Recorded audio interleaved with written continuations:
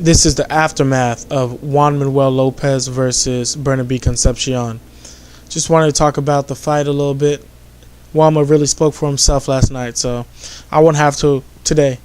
I expected the fight to go to the victor, Lopez, but seeing that neither fighter has never or ever been knocked down in their career, I didn't expect the fight to go as it did.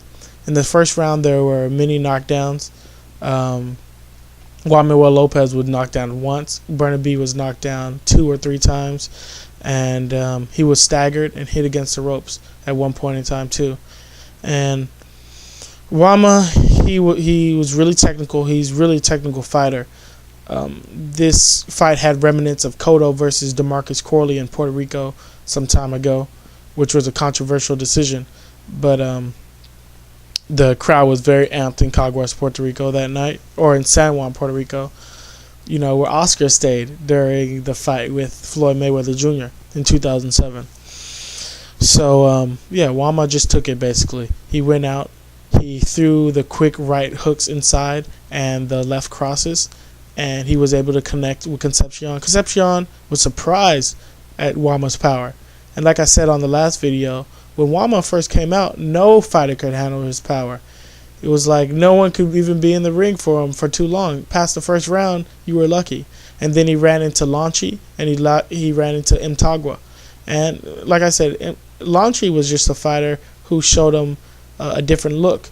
You know, he used his boxing ability instead of just coming towards him or coming after him, and he really frustrated Juanma. You know, he had an awkward style he would hold. So, yeah, that's why that fight went the distance. And in the Mtagwa fight, Mtagwa was just a great fighter.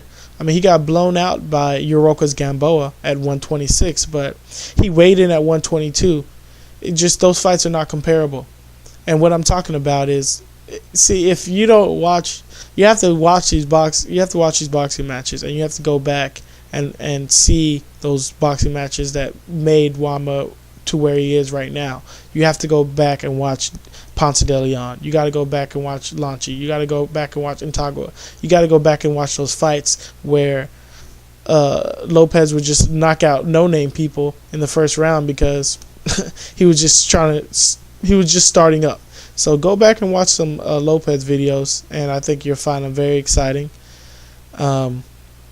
He showed his greatness tonight, and for those who were doubting him, saying that he was vulnerable, Mtagwa was knocking him around the ring, and then Uroka's Gamboa, look what Uroka's Gamboa did to him, because Gamboa and Lopez are supposed to fight, and Lopez wouldn't stand a chance with Gamboa. Well, here we go. Look what Lopez has done to Concepcion, a young powerhouse who's never been knocked down. He knocked him down 4 or 5 times in that whole fight. So now he has his eyes on Marquez, and we'll make another segment about that. But Juanma has been chasing Marquez for a long time. You know what? Just about longer than Caballero, a fighter from Panama, has been chasing Lopez. So while Caballero is chasing Lopez, Lopez is chasing Marquez. So we're going to see some great fights here in the future. Lopez retains his title. He's still the champion. He's the future of boxing in Puerto Rico. He's holding down Caguas. And will he be able to defeat Marquez? Who knows? They're supposed to fight in September or later this fall, and they have the contract signed already. So tune in again. We'll have another episode. For now, go watch the fight with Lopez versus Bernabe Concepcion. Puerto Rico versus the Philippines. No shame for Concepcion that night. He was very resilient. He was a tough fighter. He just couldn't handle the power of Lopez. And, you know, he'll get up and he'll fight another day, and he'll win.